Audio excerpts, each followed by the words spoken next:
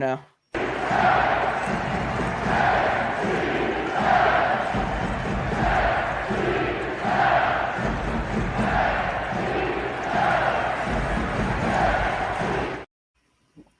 How's it going, folks? We are here, Top Corner Talk, 6th episode, I believe. It's me, myself, Charlie Billieu. We got Oscar, and we got No Mo. He is on a cruise in the ocean, in the I think Atlantic Ocean right now, near the coast of Miami, having a well-deserved break. But we have a wonderful guest from Lighthouse Media, Jeremy Clements. Just tell us a little bit what you do, Jeremy, and how you got to this point. Yeah, sure. No, so background in radio, worked in radio professionally for 5 years, about 10 years ago. This year, we got approached by Mick Light from Lighthouse, said, hey, we want to grow the site and cover City. And so I've been writing for City now since probably January or so. And yeah, it's been a blast and happy to be here tonight. So thanks for having me on. Of course. Oscar, how you feeling? Exhausted. I'm still tired. Jumping, screaming. It was a blast, but I started my day very early. I was at 1:30 already doing supporter stuff. So, jeez, it was a very, very long day. But I mean, we won, so it makes it happy. Yeah. It makes it better. So happy to be here again. Saturday night, the City SC, our very own City SC, played the Seattle Sounders. After a Edward Leuven goal on a free kick. We'll show it to you right now. Denied Hartl the chance to get away. Leuven making his 50th MLS start. He scores on that 50th start. So that was the goal that Edward Leuven scored in the 15th minute, just as it turned into the 16th. That would be the only goal scored in the game, and a 1-0 win for St. Louis City SC as they keep their clean sheet streak alive, joining only 2 teams in MLS history, being the 2012 New York Red Bulls and the 2007 Vancouver Whitecaps, to be the only 3 teams now to not let up a goal in their first 4 games of the season. And especially impressive when you have the last game, Benjamin Lunt being in net after Roman Berkey reportedly broke his hand in practice. That was a big piece of news right before the game, shared out by the City app and myself and many other media members, that Berkey did break his hand. A quote from head coach Olaf Melberg was as follows. He said, "I saw it happen in practice. I was a couple feet away. He flung his hand instinctively and immediately said, something's wrong." He said it was the joint. So we'll see what happens there. Benjamin Lunt said he got the call in the morning from Roman saying he felt something. He knew he was going to go that game. Benjamin Lunt faced only 1 shot, but he stopped it. It was a weak header from a corner in, I think, before half, in the first half for Seattle, and a solid win as City moves to 2-0-2, 2 wins, 0 losses, and 2 draws. One of the few unbeaten teams left, including Miami and a couple other teams I cannot think of the top of my head right now. Vancouver. Yep. So and San Diego. San Diego too. Oscar, what did you think about the game? Just a recap, like how are you feeling in retrospect? I mean, it keeps showing the same thing that we've seen in the past 3 games. It's a solid defense, not much space behind, no much to leave open for the rivals. I think the most that we have seen open spaces has been obviously San Diego game, that it was like a little cluster in some points, and then the first 20 minutes of LA. But other than that, like, Seattle didn't create any really dangerous chances. They were very isolated plays where they had their right wing trying to create a one-on-one situations that they were solved very well with the backup defenders. Like if one of our defenders was beat, there was 2 already on top of it trying to close those gaps. So excellent defending. Olaf clearly knows what he's doing on the back and how he's setting them up for all those successful tackles, blocks, all that stuff that you need. And like we were discussing earlier with Jeremy offline, that they are forcing teams to do ugly plays. They're not leaving anything for creativity. They're not leaving any space for a good 1-2s, long ball in between, like nothing like that. They're forcing bad balls, weird angles. Anything that is a shot can be blocked easy. If a shot can be um, miss the goal by a lot because nothing's going coming close. Nothing, and that's obviously all Olive's work. Yeah. Now, if we say, hey, we're fans, we love soccer, we want to see goals, we want to see our team score and play offensive, I don't think that's gonna happen too much this year. We're gonna we're gonna have to accept that it's just gonna be one of those years like I believe it was 2000 where defensive games won everything in the world. We had the Greece, the Porto of Mourinho. We had all those teams that they were not attacking, but they were successful. They would find one spot, one chance, and they score, and then they set back and say nothing's coming to us. Yeah. And we see him so far. I mean, the creativity in our end, there's nothing either. They're just slow pace, like we mentioned before. Everything coming out of the body is very, very predictable. Is swinging the balls back and forth, trying to find a space, and then there is a slow transition where we cannot find spaces. So it's just gonna be like that unless we become chasing the game, like where we have to encounter difficulties when someone else scores. What do you think, Jeremy? Yeah, so no, Oscar, I appreciate you bringing the conversation we had in offline into the show. No, because as a fan, right, frustrated because I want to see goals. I want us, especially at home, to bring in those offensive subs, make more of an effort to attack and finish off the game by getting those goals to put the other team out of the race. But I get what you're saying. I mean, City is absolutely phenomenal defensively so far to start the season. They're tied for 11th in XG or expected goals allowed or against. So to your point, they are definitely limiting spaces, not making it easy with the exception of, I think, that Galaxy game. That's the only real game where they've had an expected goals allowed over 1. Mm-hmm. So, I still want more offensive firepower, especially with guys like Toy Shirt. We didn't see Klaus. We have not seen Pompeu. We haven't seen a lot of Alm, although he's been hurt. So, you really, I'm fiending for goals, but I'll take the points.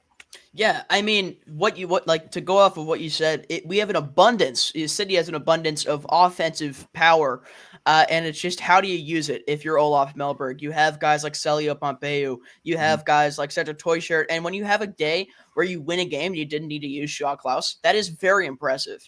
You may say we want to get him time, and of course you do. He's one of the best players in your team, even if he hasn't scored in 19 odd games now. He's still an integral piece, especially what I saw against LA. Of course, he didn't notch any assists or goals, but he was very physical and created lanes for guys like Marcel Hartel and Cedric Toyshirt and Simon Betcher to get those goals against LA. Some interesting things from like what you guys said, and also from the game on Saturday.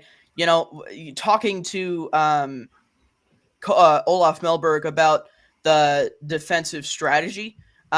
He kind of, the question I asked is how do you change the thank you for the Lunatic Sport podcast. Appreciate the Memphis hat. Yeah. Sweet kits and scarves. Appreciate you popping in. But I mean, one of the things we see is an abundance of not new faces, but new strategies. Almost Carnell Ball-esque defensive strategies that did not work last year that are now working because, you got a group of guys, Henry Kessler, Kyle Hebert, Giannis Horn, that have been playing out of their mind. You showed up first time this season showing up in a 5-4-1 with Benjamin Lund, of course, at goal, and then left to right on the back was Conrad Wallem, Giannis Horn, Henry Kessler, Kyle Hebert, and Thomas Totland. You go up again left to right, it would be Marcel Hartel, the captain this game, with of course Berkey out, Chris Durkin and Akil Watts.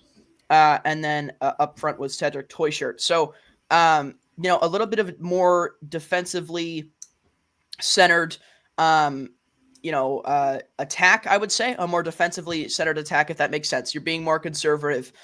You're being because Seattle has the players to do these things. Of course, their strikers were banged up to all hell. You have 2 season-ending injuries, and then your coach isn't with the team either. I mean, they were banged up 100%. If I think Seattle 100% makes that game way more competitive, and that game almost had a chance to be tied. You had the last second, the 94th minute of the game in extra time. You have a penalty awarded. It goes to review, and in retrospect, clearly it's a handball for Seattle. No penalty, and the crowd erupted. Of course, that was a great moment. I remember when the referee pointed to the box. I looked over. Jeremy's right next to me. I got Cole Sutton to my right from I forget, the St. Louis City Report. I have Cole Sutton to my right and Jeremy to my left. We look at each other and we just have it takes the life out of the crowd. And then you give that right back. You have all these players. Marcel Hartel, Joachim Nielsen came on in the last minute of the game to, as a little bit of a defensive change again. And these guys are saying to the crowd, they're pointing to the supporter section and that, right side of the crowd saying, "It's a handball. Let's get excited. Come on, they're going to reverse it." I mean, that is some of the fan interaction you like to see. Marcel Hartel, I would say, spent more time hyping up the club than he did on the right side of the field, which is fine because he was on the left. But, he was amazing when we talk about controlling the way your team plays as a captain. He couldn't do it any better. I think Marcel Hartel coming over from the Bundesliga 2, I believe, coming over from Germany and adjusting this quickly and becoming a leader in the locker room is very impressive. I think when you have guys like Edward Leuven who have gotten the captain scarf before, Shaw Klaus who have worn it, or the little stripe on your arm. We have been waiting for someone that shows personality, that shows someone that it can take not just the lead in the field and motivate the players, because Berg, you can do that on the back, but we need someone in the middle of the field when they can have that message the same way that. Yeah. Because if you ever play soccer, if you have a goalkeeper that is your captain, that message doesn't get up all the way to what it needs to be delivered. So I always, when I was playing and when I was a coach, I always wanted to have my captain to be midfielder and even like an attacking midfielder, whatever, because you're right in the center of the field. You're getting to every single place that you can communicate those messages. And yes, there's a corner in the other side of the field. Burke is not going to run over there and motivate the people in that corner of the fans, say, "Come on, pump it up." So we have this player now. And another one that I saw doing it was Wallum too, that got super pumped at the end of the game. He had a great game in my opinion, but at the same time, it's these type of players that you need to spice it up, to not just into the field, it's just to the crowd. To me personally, our crowd is good in little moments around the stadium. Supporter section, no doubt about. Supporter section, that's one of the best supporter sections in the MLS, hands down. And not because I'm part of it, it's because watching other games, watching different scenarios, there's no much comparison. I can only think of Charlotte, really. Charlotte's up there. But I don't even. Charlotte creates a good environment and around the stadium at the beginning of the game. But then when it comes to the 90-minute supporter, it's not as consistent, as loud as we do. I would say LAFC is one that it's amazing atmosphere. Austin has an amazing group as well. And then Miami, of course, now with Lionel Messi, they have all the Argentinians that know how to do it. So they bring that type of scenarios and the supporters. But around the stadium, yes, we all stand. And yes, we all cheer for the good plays. But there's not that support that sometimes you need in those type things. Just get on them a little bit more. Whistle a little bit more when people are doing something, or even if they have the ball for a period of time that they're 5-6 passes, start whistling, start booing, start doing something, but we'll just watch it. and don't throw a that's beer one can on thing. the field, though. Well, Do not do yeah, that. never that. No, No. no. But it's something like you see in big games and like Champions League in Italy, for example. Like if there's a away team keeping the ball for long, like this stadium just whistles and whistles and whistles. Like that is something that I feel that we're missing, and nothing to get like, no, we're not bad, like we're great, but I think we can get to more of that. So that's just my point, and that and hyping the crowd and everything like that. So two questions for you. So one, do you think the style of play that we've had through 4 games gets that stadium excited around the stadium? The supporters group, North End, keep them separate, because that's always rocking. It doesn't matter win, loser, rain, snow, sleet, doesn't matter. Tornadoes, we're still rocking in the North End. But as far as this defensive style where we're kind of, hey, we'll let you have the ball, but you can't break us down, does that lull the rest of the stadium to sleep, you think? It could be. I mean, it's a good point. I mean, it could be that people are waiting to get those fancy plays. Those are like attractive plays where someone makes like just a bicycle move or scissors move, however you call them here. Well, even the flicks from Hartel in the first home game against Colorado. I mean, those little moments it's like a roller coaster of energy from the crowd, right? Like they see those little moments and then all of a sudden they're up and then they're down right again because we lose the ball, which I mean, Olaf has talked about a lot of us not holding possession enough. So, I mean, that's very funny. Sorry, Charlie, because you say like you talk about like the flicks and stuff, like people get excited about those things.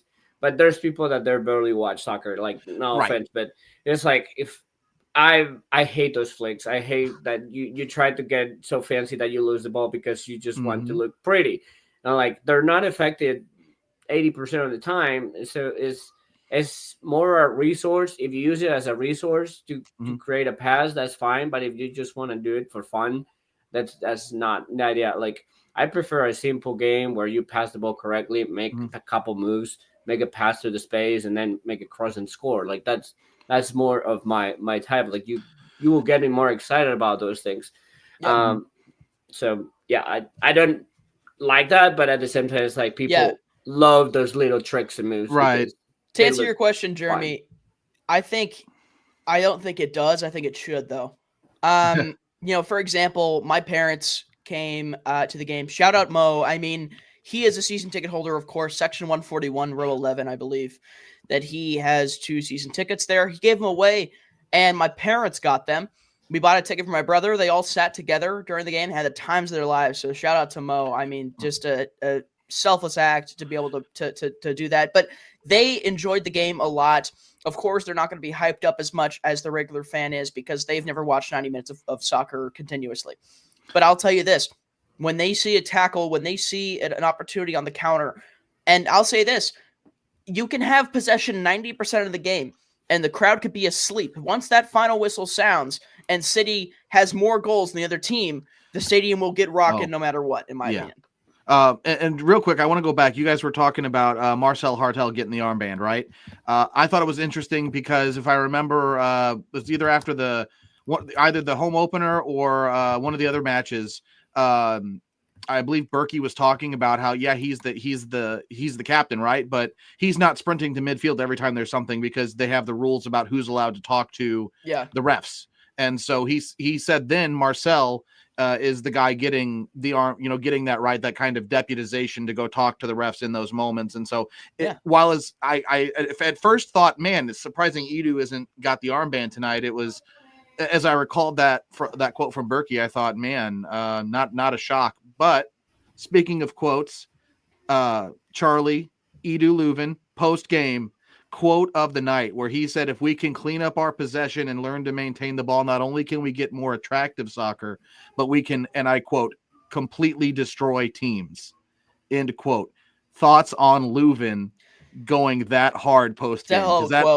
That's a hard quote. That's how they feel. I think that's an embodiment of how the locker room feels. I mean, at this point, if you are a guy like Edward Leuven, another quote that he had was saying that it was a given that Roman Berkey is the best goalkeeper in the MLS, and that I think swarming around these players and hyping up Benjamin Lewin to be able and kind of supporting these guys is the best thing we can do as fans. But I mean, in that kind of locker room sense, with Edward Leuven feeling that way, if Leuven feels that way, Leuven, I think, is an optimistic guy, but he's not going to go out there and say we're playing amazing soccer when you lose 4-0, right? Of course, we didn't he's lose talking 4-0. about himself. Of course, yeah. I mean, I think with Leuven, you're seeing an embodiment of the team. I think you're seeing a representation of how the team feels. I talked to Olaf Milberg after. He said he wanted more possession, okay? Versus Colorado at home the first game of the season, City had 56% possession. They tied that game. Versus San Diego, they had 28% possession. They tied that game as well. Versus LA, they had 30% possession. They won that by 3 goals. And then last night, they had 35% possession. So there was an increase, but Olaf wants more. Olaf wants more than just a 5% increase in possession. It's not just possession, he says. It's possession that means something. It's not going back and forth. It's not going back. You know, I've seen a couple times where Wallem went back and he should have gone forward. I think Wallem had a great game based on his defensive metrics. You know, a quote from him is when I asked him about his kind of play style, or I think it was Justin Horniker who asked him about, having to play more defensively. Because his heat map showed he played more in City's half than he did in Seattle's half, and he said, "If they need me to defend, I will defend." And I think that's a great quality you see. And if a guy like Conrad Wallem is saying that, you best bet then the whole team is saying that, because when you have a newer guy like Wallem buying into this system of Olaf Milberg, and you see that kind of trust, I think it's a very good thing to have. Go ahead, Oscar. So. I mean, I'm gonna disagree with you on his game. I didn't rewatch the second half, but I rewatched the first half last night, and I think Olaf also knows that Wallem didn't have a good game, and especially on the offensive side, like his decision making was very slow, always trying to play back, not giving an outlet for the team on the wing. And his first pass should be thinking ahead, like should be always trying to find the target in the front. Deutscher, Hartel, one of those guys. But his first thought, and always saw it, it was looking back, trying to play Durkin, tried to play back to Horn, tried to play to Kessler. And it's like, one was inviting pressure, 2 was reducing our spaces, and it was reducing our speed of play. Like, I saw Olaf on the sideline 3 times just grabbing himself crazy because he saw the play that Wallem didn't. Yeah. And that's bad decision making from you as a player. Yeah. That doesn't make a good game for you. Like, well, I think what I saw from Wallem was him saying that if I have to defend, I will defend. Him bringing that up at all makes me think that his role was to play more of a back position. When you have who was behind him, it was he was actually on the back 5. If you think about it, if this 5-4-1 formation is correct from SofaScore and FotMob, then he was on the back 5 behind Marcel Hartel. I think if you look at the way that he passed and the way that he played, it seems like he was trying to be more defensive, and that comes straight from a coach or a game plan. I think he did what he was supposed to do that game, in my opinion. Well, so here's a question I have. And first, Leuven post-game, another quote from him. He said that it's imperative that they get better offensively and that they have to figure out how to get that offense going. And I think a big part of that is, and Charlie, I told you at halftime when we were looking at some of the stats and the build-up maps on the pitch, it was one of the first times all season I even told you, I said, man, we've attacked more through the middle instead of the channels. We don't do that. The key to the build-up is playing through the wings. And Leuven even said again post-game, we have to have more bravery on the ball. So, I think that's going to be a key. As for what my question is, if we're going to play that true back 5 in a defensive way, right? To me, Giannis Horn is until Jay Reed gets back at least, is your option as a defensive wing back on the left side. So I think my question would be, if we're going to say our priority is defense, shift Horn out to the left, Wallem comes to the bench, and throw in Timo Baumgartel, offseason acquisition that we've seen in stoppage time and not a whole lot throughout the season. And real quick, no goal patrol with the question. there were a lot of moments where it was loud upstairs, especially after the VAR review. There were a lot of chants early in the match, very, very loud. So, I mean, I think it, like I said, it's kind of a peak in a valley, but I think, I love the crowd. I love the energy. To Carlos's point from earlier, maybe we can figure out ways to get the rest of the stadium a little bit more amped consistently, but overall it was loud last night or Saturday night. But Yeah. thoughts on the formation, thoughts on that defensive idea. So think of the first game, right? Mhm. And we had Jaro, we had Kessler, and we had Hubert. Yep. And then we had Horn on the left, and we have Totland on the right. Yep. And what happened in that game? One-way We traffic had down Totland. We didn't do so anything. many options on the right side, and even like Horn wasn't going that much high, Mhm. but what it was happening was like it was compensating on, instead of having a 5 to defend, it was more like having a 4, Mhm. because Horn will stick around a little bit more, giving that freedom to Totland to go, and Totland could go and make it to the other way of the field and had many crosses that they were all bad, but we had a lot of options in that game. We changed formation or the names on the formation. We put Horn more on the 3 in the back, and we added Wallem. Yeah. So now they're supposed to go back and forth, but I think they focus too much on not leaving spaces back. Yeah. That they're not being released, and that's key for a formation that we have Mhm. to attack. Is key that you release those wingers. Yeah, it's balance. Olaf says unpredictability is the name of the game, and that's balance, right? Keeping Vollum and it keeps the defense honest. They can't just overload the right side. And Vollum has started in that left back position 3 times. The only game he didn't start in it was the San Diego or the Colorado game. First game. Well, So first he's game. on loan. He's on loan. We've got to see if it's, I hear the price is pretty high on that purchase option. I don't know the numbers, but I hear it's high. So I think we've got to see what we've got while he's here. Vollum's market value right now on SofaScore, just for reference, Leuven's is 5.5 million pounds. Great British pounds, and Conrad Vollum's is 2.3 million is what they're saying his market value is. We'll see what happens there. We had a question from the comments. Balls in nets. Balls in nets is what wins games. Defense doesn't. I mean, yeah. I mean, if you're talking technically, yeah, you do need to score more than the other opponent. That's you don't get score, you don't lose games. But when you look at, I mean, I think. A time I think of is the 3-3 draw with Miami last year. You score 3, that should be enough to win a game. Yeah. Scoring 3 goals should be enough every time. If you score 3 goals and get 1 point out of it, I think that's really counterintuitive. And especially what I'll say with this, I don't know the exact number, but I guarantee City let up more first. Yeah, they didn't score the first goal the majority of the season. And when you don't score that first goal, then momentum shifts. And momentum is I would say, more important than a lot of things in sports, because the majority of sports is mental. Well, it will be interesting, Charlie. We haven't trailed yet this season. We've either been equal or ahead in all of our matches. So it will be interesting to see what happens when St. Louis has to go out and chase a game. But I mean, it's amazing that we haven't had to chase a game, right? It's amazing that City hasn't the defense has been so sound that they haven't had to be from behind, and that's really important to me. And Oscar, I'll cede to your point real quick that the defense controls the games. That's not how I like control, but I will cede to your point from earlier. So, that's what we're doing. I grew up with and thank you, Kayla, for the question. Obviously, people want to win games and have a goal scoring opportunities.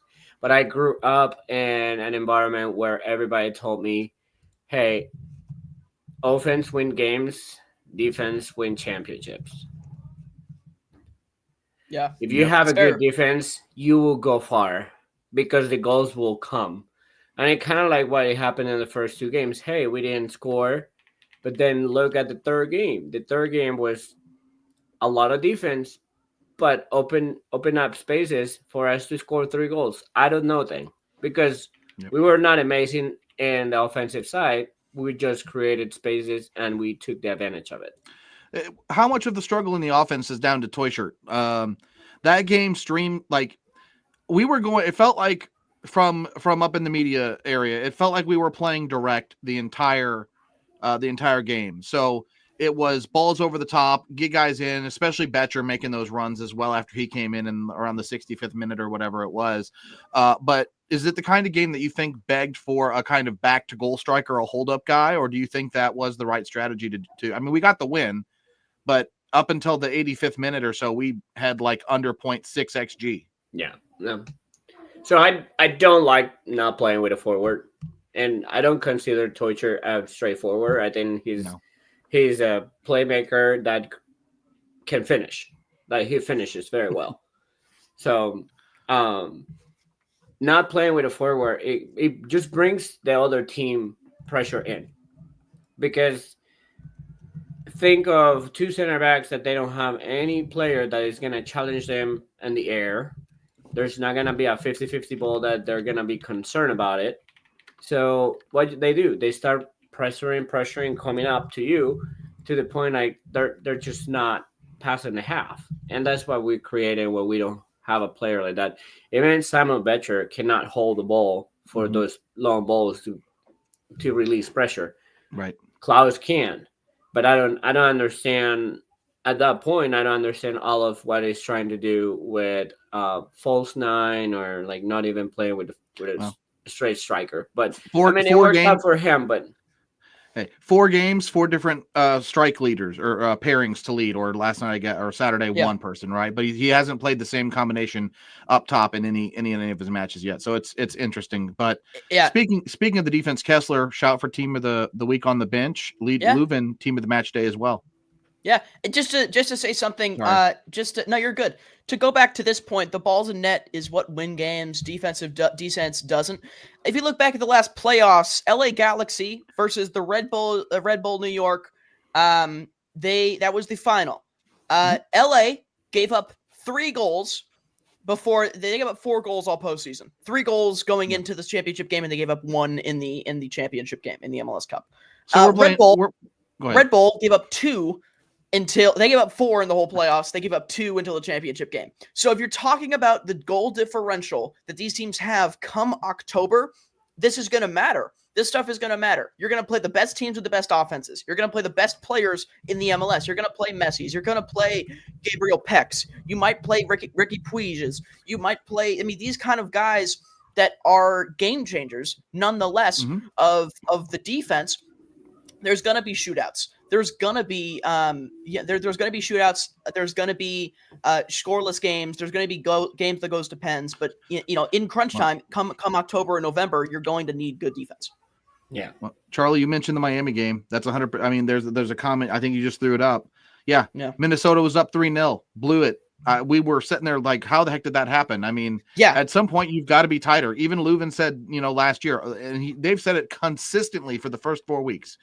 Last year, we gave up too many goals. We gave up too many leads, and they're back. How many, complimented to that, how many games, and you guys probably know because you guys follow more stats than me, but how many games we lost last year when we had an advantage? Oh, we lost 25 points. 25 points from leading or tied positions last season. That gets you in playoffs. 25 points, you would be at 59. It would have put us easily in 5th place in the table in the West. Yeah. So that's your point. Correct. There you go. So like if you have a good defense, that doesn't happen. Yeah. Yeah.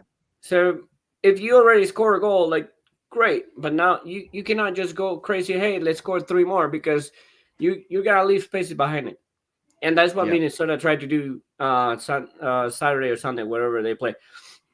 They tried to score more. They wanted to go to the 4th, and then they got one back down that it was very cheap in the first one, and then you give momentum to the other team, and they came out on your heels.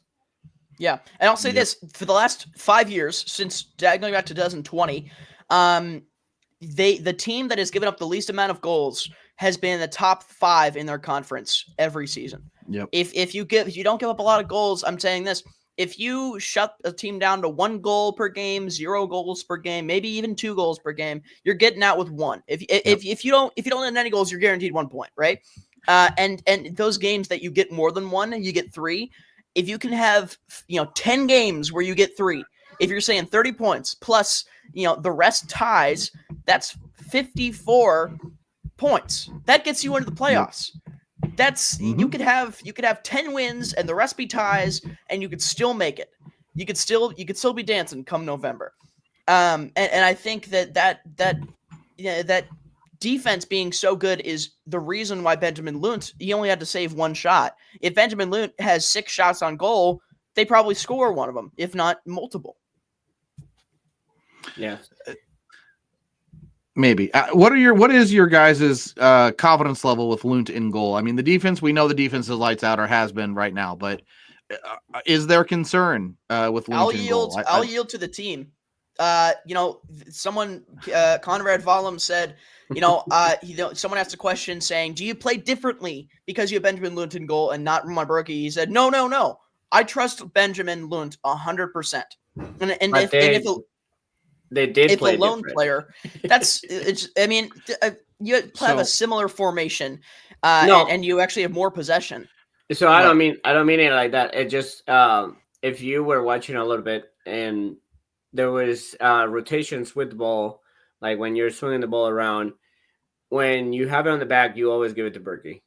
Of course, he demands the ball. Like he knows, like you give me the ball and I'll distribute it. I can do the long ball or I can do the short ball. With Lund was very different.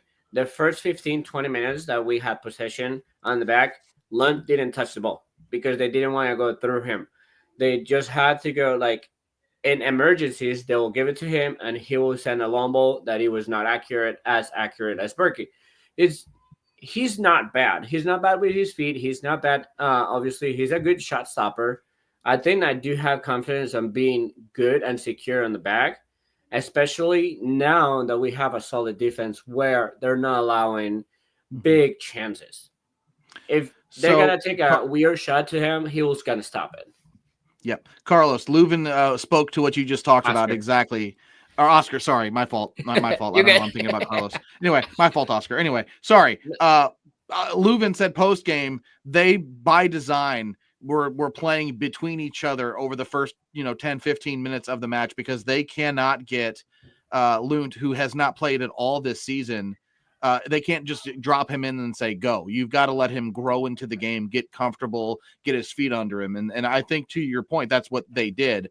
But also to your point, the biggest difference is going to be distribution. He does not have that ability to have that accurate distribution, at least not yet seen, because all of their passes, most of his passes were short or medium, sort of. And I'm afraid of it against Philadelphia, the top pressing team in the league at the weekend, because if we're playing short every single time out of the back, I don't know. That Carnell press is reckless sometimes, but man. Yeah, I mean, what I see, I was just looking, Benjamin Lunt had under 40 touches that game. That only happened once this season, and that was around the first game against Colorado when Roman Berkey only had 37 touches, I believe. Let me check how many Lunt had again. Lunt had Did Berkey 34 play in touches. the first game? Yeah, Berkey played in the first game. He had 37 touches. That's the lowest touches. No, I'm Berkey's saying had. because I never saw it. Oh, of course. We dominated that game. Oh, yeah, of course. Yeah, he could have been reading the newspaper. There's no shots on goal in that one. But, I mean, when you look at the workload, because in the other two games in San Diego and in LA, Berkey had over 40 touches. The workload is going to be different.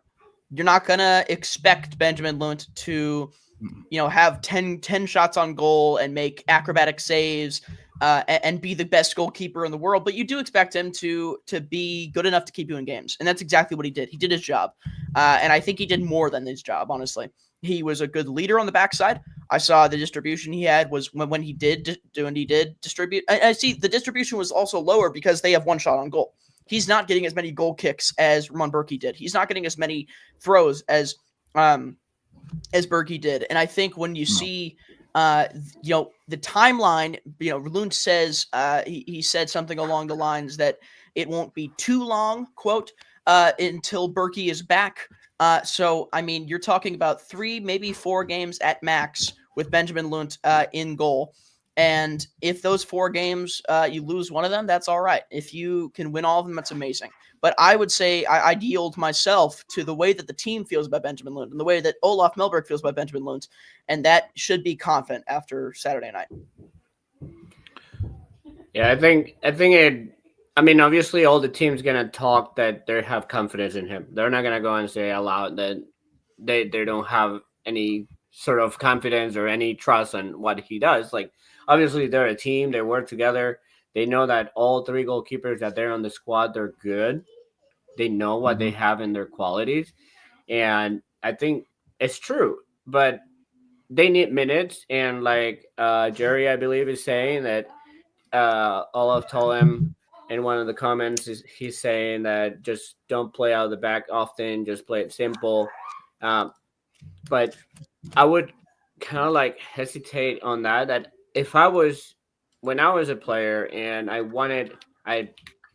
the first thing I wanted to do is have the ball in the first minute, get my first touch out of the way, and make sure that my first touch and my first pass was good. That builds up to a good game. So it kind of like shocked me that they were trying to not give the ball to Lund at the beginning because you get cold. Like, I mean, if you don't get action, you get cold, and your touch might get stiff on a point of pressure. So I was a little shocked on that, but I mean, he didn't make a mistake. Like, he was just doing simple how he was told to do, and I think it's gonna grow. And depending how many games he's gonna have, I would say probably 2 or 3 he's gonna have under the Berkey injury, and I'm saying 2 or 3 more.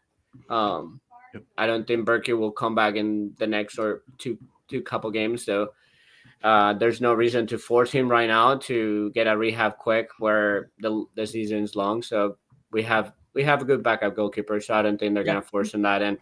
So and it's a contract year too. One. Right. Yeah. Sorry. I mean, another thing you look at is it's a hand injury. He can keep his fitness. And especially when you look at, what it's saying it's the joint, you see, I mean, you really, to be a goalkeeper, of course, the hands are one of the most important things, but you might not need full range of motion in one of your knuckles to be able to stop a ball, because you're not just palming it with all 4. If I need to keep this finger straight and I'm doing this, you can definitely still catch with these fingers, right? You can still catch, you can still throw at that point. And I don't think it'll be too long. If we can, let's transition a little bit, looking into next game versus Philadelphia. Before that, Oscar, do you have any hot takes regarding anything before last game, or do you want to make your hot take about Philadelphia? It's not about Philadelphia. Actually, it's about San Diego and their fans. Oh, yeah. Not because of what happened in our game. It's more because I watched a little bit of replay of their game, and it was, let's say, 70 to 75% full when is their second home game. I'm a little disappointed of that type of supporting. And I mean, my hot take is like, let's say MLS is growing, MLS is getting better, but is this really getting better when you have a team that is the second home game and you're not filling up a stadium? Carlos, that was one of the big things we've heard about on their broadcasts of the San Diego games. Is it was a market MLS has to be in. It's so close to the border. It's going to help drive interest between MLS and Liga MX. So I mean, Oscar, I'm 100% with you on that, man. It's really strange to see. You would expect them to just be full bore, like, and I hate to say like we were, but I mean in any of the expansion clubs, right? Yeah. I mean, in my opinion, this is when you give a team to a city that is kind of niche, but you get a fan base that is die hard for something. If you look at Nashville, if you look at Charlotte, these teams don't have, every big 4. San Diego is a very populated city. You see, it's very close to LA. We know how LA fans sometimes are with, showing up. If your baseball is showing up the 7th inning just to take a picture, put it on Instagram, and then leave. I mean, if you give a team to a city that may be a little bit smaller, if you give a team to maybe Green Bay, if you give a team to a smaller city that may surround it more, then I think you see an improvement in attendance. Because, I mean, even with St. Louis, with the lack, if St. Louis had a football team, if the Rams were still here, if the Cardinals, if you had the Rams, the Cardinals, the Blues, you had a really good college basketball team in SLU, if they were really good, then the MLS would be the 5th priority. But now it's the 3rd, right? So, I mean, when you look at San Diego, you have the Padres. There's still a lot of fans of other MLS teams like LA. You could still be an LAFC fan. You could have a Liga MX team. And then you have, Arizona football team. You have the Cardinals in Arizona. You also have the Las Vegas Raiders that you could root for. And you have all these teams that are near you that you kind of can grasp to. So if you have a team come in, it's really odd to not surround it. But of course, I kind of understand where they're coming from, saying being so close to so many major markets, it dilutes the appreciation for something like the MLS. I see your point. I still think, like, I'm gonna say soccer is the best sport in the world.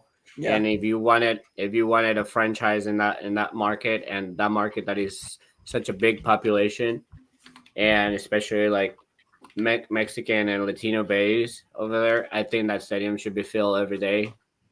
Yeah, especially on your first season. I mean, if you don't do good in your first season, okay, but they're doing very well for an expansion team. Like they're very, to Jeremy's point, like their playing is attractive. Yeah, it's exciting. They attack, they press, they go. What is it wrong that you're not wanting to go to the game? Is it the pricing? Is it the advertising? Is it what is it? Because that this season should be sold out for them. And I mean, you look at St. Louis has a smaller population than San Diego, if I'm not mistaken. And you're still seeing more attendance in St. Louis. So what's the difference here? We're seeing we're not different, species. We are different in the way that we swarm around our sports, and the love for it, because you don't, I go back to this take where you don't have every single sport. So it makes the ones that you do have, makes you appreciate them more. So maybe a city like Oklahoma City, who really only have the Thunder, or a city like Indianapolis, who only have the Colts. I mean, you're talking about places that could really use a team, and that would really appreciate a team, and that would actually swarm around it. You're looking at cities. I mean, you're looking at cities that don't really have a history in soccer, and you're saying, well, there's a big population there. They can play some good soccer over in San Diego. We'll give them a team. And then this kind of stuff happens where their second home game, they have 75%, attendance. I think that is a big thing they're missing. They're missing history, and they're missing the appreciation of a sports league, because you may not have every single one. Well, and you would think, I mean, at least in St. Louis, and I know St. Louis is a soccer hotbed, but for folks like myself, like I've been a soccer fan for decades. I played it, I watched it, all those things. But once the Rams left town, I care less about football. And I would have thought more San Diegans would be that way, where they would be like, you know what, we don't want to do anything with, let's go watch football, right? Let's go watch the real football and you get on that train, but they haven't. But I do have one question for both of you guys, though. Speaking of San Diego, looking at the table, San Diego is with us in second. Colorado is literally right there behind us in fourth. Feels pretty good with where we are, considering where the teams around us are the ones that we've either drawn with, I guess, in those cases, but may leave you feeling pretty optimistic about the club, no? Yeah, I agree. I mean, Jerry just said this, that we're seeing second home game had an attendance of 30,018. It's a 35,000 seated stadium, Snapdragon is. And that's the attendance. They don't track those coming in. That's the amount of tickets bought, I believe. Right. Yeah. The same that has happened a couple of times where, because of weather or anything like that, like sure, you see spots in the stadium and it's like it's definitely not. Yeah. But it's not a sellout, like, because they were 33.5 or something. It's 35,000 seater. 30,000 people were there. So I mean, yeah, it's still a good number of sold tickets, but the support, that's what I'm talking about, is just showing up and filling out the seat. I feel like there's some City 2 games that have more attendance than that, really. Probably not, but I mean, they should. Those are very exciting. Go to a City 2 game if you can. There's cheaper tickets, and it's still very exciting soccer. I went really quick to Reddit and said that the pricing is a little bit of the problem. That they're mostly like $150 to get a ticket or so. So, I mean, it happens over here, but we're still feeling. But it's all right. Just Yeah, that I was my mean, hot take. I think yeah, it was I something agree. that That's very it interesting. was curious to see for a Yeah. second home game. Transitioning over, Philadelphia, Saturday night, 6 p.m. in Philly, facing Indiana Vassilev, the recently departed Indiana Vassilev, and the old head coach, the first head coach for St. Louis City SC, Bradley Carnell. What do you guys think about this game? Any exciting things? Anything you're worried about? And a score prediction from all of us. Jeremy, you want to start since you're the guest? Yeah, sure. So as I said, the worry is their press. They're the top pressing team in the league. They're also like one of the top, might be the highest scoring team so far. However, they're going to be without their goalkeeper, whose name escapes me. Is it Andre Blake, I believe, maybe? And then Ty Baribo, who's had an excellent start to the season for the Union. So they're going to have a couple pieces missing as they've left on international duty for the international break for their respective countries. I think it's Jamaica and Honduras. But in any event, another opportunity for St. Louis to catch them, but I still am concerned that Carnell press is going to put our back line maybe into some uncomfortable spots. Andre Blake Andre is the Blake, goalkeeper's name. Yep. Yeah. So can we break through that press? We'll see. That's the one thing that worries me. Score prediction. I'm gonna go. Unfortunately, I'm gonna predict our Walfer City scoreless clean sheet streak ends. I think it's going to be 1-1. I think we get a point from a scrappy Bradley Carnell side up in Philly at Subaru Park. So you said a 1-1 draw. I got a 1-1 draw. Okay, Oscar, what about you? Man, Jeremy, you're very nervous about that game. I don't know. I'm confident. I think one, they're missing a lot of pieces because there's not only the two main, like there's not only the goalkeeper and the forward that has been scoring Baribo, but they have two more pieces that they go international duty. There's a Venezuelan guy, I don't remember the name right now, and then there's another one as well that it will be international duty, and also the red card that they got from the starting defender. And on the left side, I think they're gonna be struggling on shape a team that is gonna be performed the same way with the pressure, the high pressure. They're gonna try to do it, but they tried to do it to Nashville, and it was a disaster. Yeah. I did watch that entire game, and that pressure was nowhere to be found. They were very disorganized on the pressure. They were late. It was a typical Cornell when it was not working out. It was a pressure leaving a lot of spaces, and Nashville could have a lot more scoring opportunities than what they did. I don't think they're a very strong team yet. And I think with the pieces that we do have on the counterattack, we can explode those spaces that they are leaving. So I'm confident. I think this one's gonna be a 2-0 or even like a 3-1 game for us. Like I know how defensively Carnell teams are, because that's why it drove me insane when we had them here. Okay. So I think with the quality we have at top that we know that we have, if we play to explode those spaces, we can definitely make damage. For sure. So my prediction, I was just looking at Philadelphia and their record so far. They're 3-1-0, 3 wins, 1 loss, no ties. They won their first game against Cincinnati. Again, the Lucho Acosta list. Acosta was on the on Cincinnati, correct? Yep. Okay, I always get him and Chucho Arango mixed up, who was on Real Salt Lake. Arango was RSL. Yeah. I okay. think, yeah. So you're talking about the best player on FC or on FC Cincinnati being gone. They beat him. They beat Cincinnati 4-1.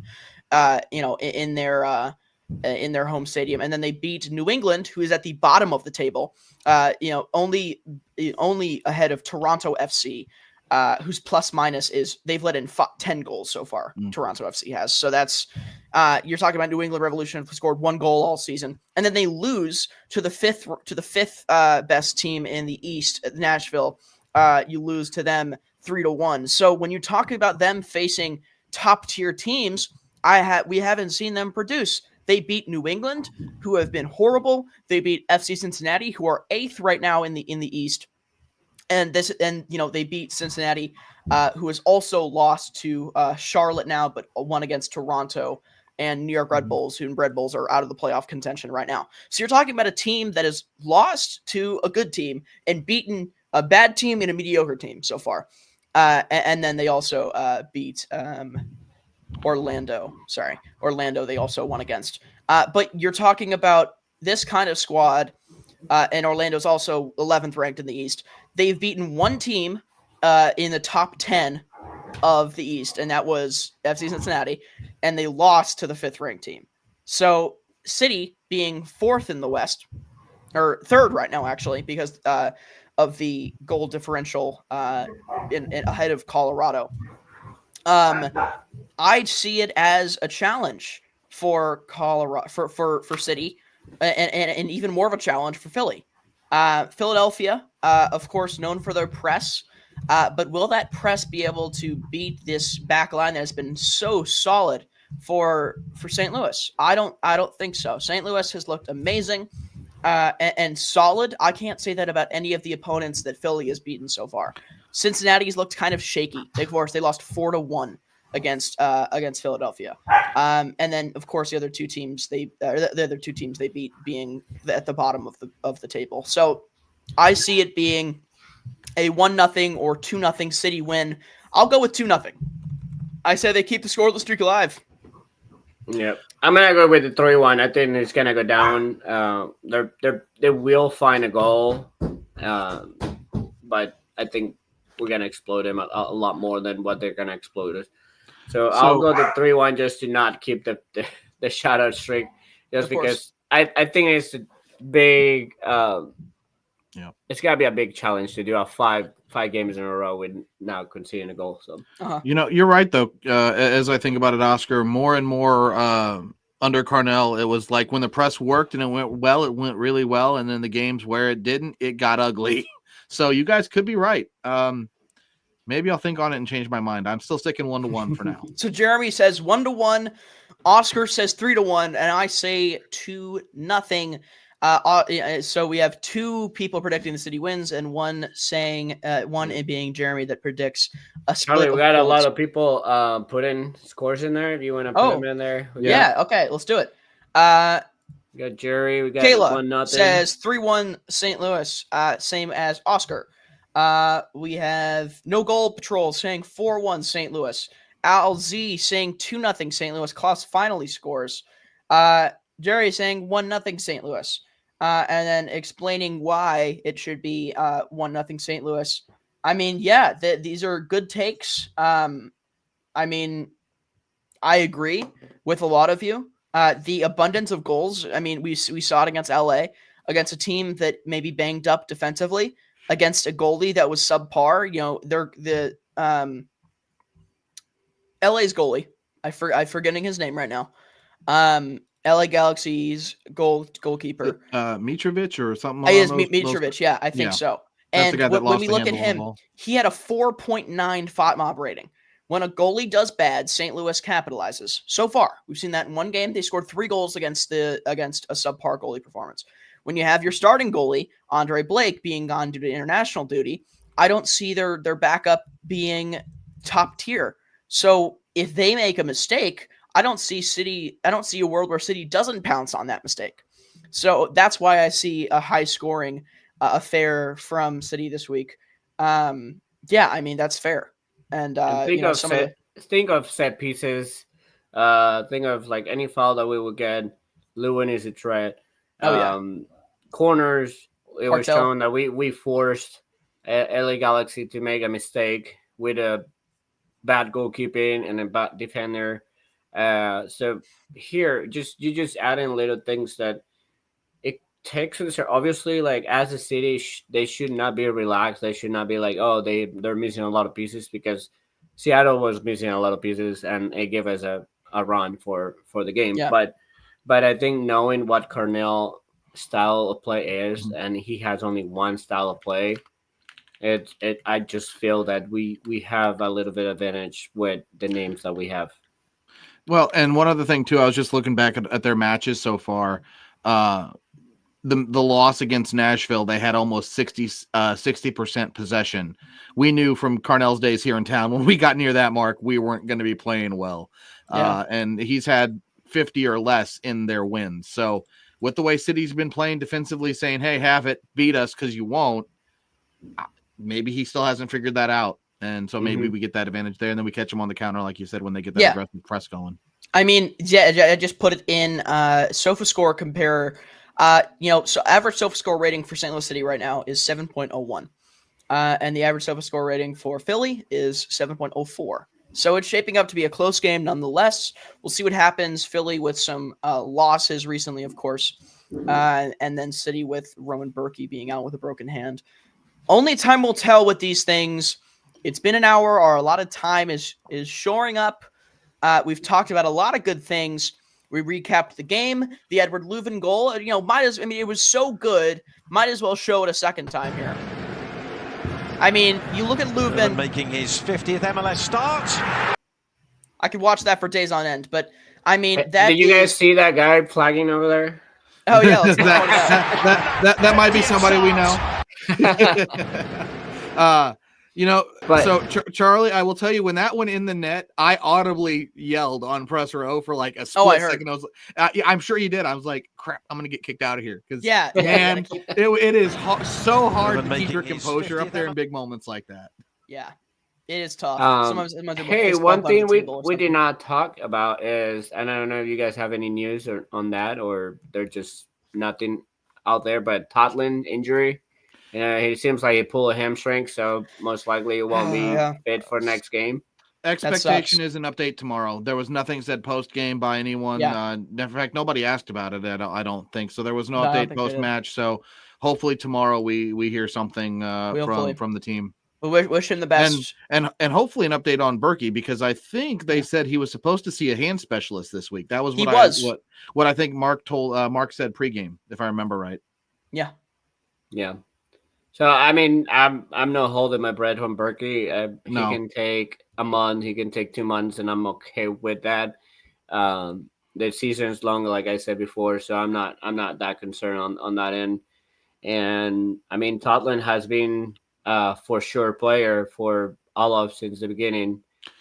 So I don't see. I mean, we have different places that like Watts can play on the right, or we add another piece here and there. I don't know. We have our different options, but I think Totland is one that I thought it was one of the most solid defensively and providing a little bit more on the offense. So I'm a little concerned that end.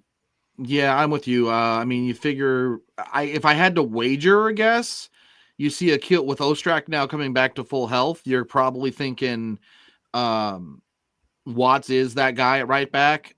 We've still got Joey Zielinski, has yet to appear in a City match, but has gotten some time with City 2 in the preseason. So might see him if needed. Yeah. Outside of those two, though, you also see Baumgartel slot into the middle, and you can see Hebert go out right because he's Hebert has done that. That's a good call.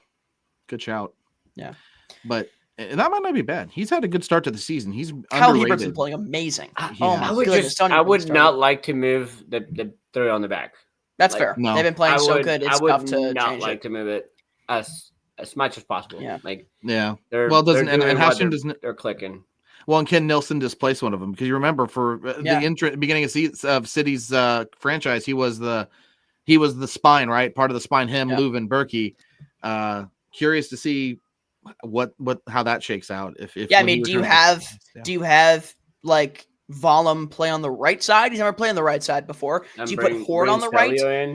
Do you put Celio in? Yeah, I mean, there's a lot of questions, and they will be answered tomorrow night, Saturday, 6 p.m. Only time will tell for a lot of these things. We will be there. No, we won't. I'm tripping. It's in Philadelphia. I won't be there. I'll be on my couch eating popcorn and in my City uniform, screaming at the TV like they can hear me. But once we can get this going, I believe Mo has to end it. We lost Oscar. Hey, I dropped something on my real quick before I forget. Speaking of okay, things, bye. No, real quick, Oscar. Is any watch parties for the week for the away day? Yeah, so I know some of the groups do, but I don't advertise or know too much about the other ones, but that's okay. San Luis Santos will definitely have one. I believe we will post all the information tomorrow, and we'll have the flyer out. I'm not here to discuss where it is because that's up to my president. So she said she will push something out. But yes, definitely we will have one in the city. So be ready for those posts. If you guys follow in social media, STL Santos, and if you guys follow us and everything, we can also share that information once it's out there. Yeah, and Jeremy, if you want to plug your own, what's your socials or anything? So all my articles, all my work over on lighthouse.media. As far as my socials, J_Clem on X, JXClem on Blue Sky. And find me on Facebook wherever I'm around. So yeah, I appreciate you guys letting me come on tonight. Thanks for letting me talk city. I always love talking footy with my friends. And then my socials is Bilyu, my last name, and then Charlie. Bilyu spelled Bilyu. Catch me on X. That's where I'm most active. I'm trying to get more active on Blue Sky. A little bit of stuff on Instagram, not too much though. And then of course we all know Mo Football TV and the Top Quarter Talk pages. And of course, Top Quarter Talk pages on X and Blue Sky, on YouTube, Twitch, everywhere that you can find a podcast, on Spotify. It will be up just very soon after we end this live recording. Thank you guys for coming out. All the people that commented, 24 live viewers. We appreciate every single one of you for coming in and engaging with us today. I hope everyone has an amazing night. Have a great week. You got through your Monday. Let's get through Tuesday. Wednesday, let's get to Saturday and watch City play Philadelphia next week. Thank you guys so much. Have a good one. All right. Vamos, City. Vamos. Vamos.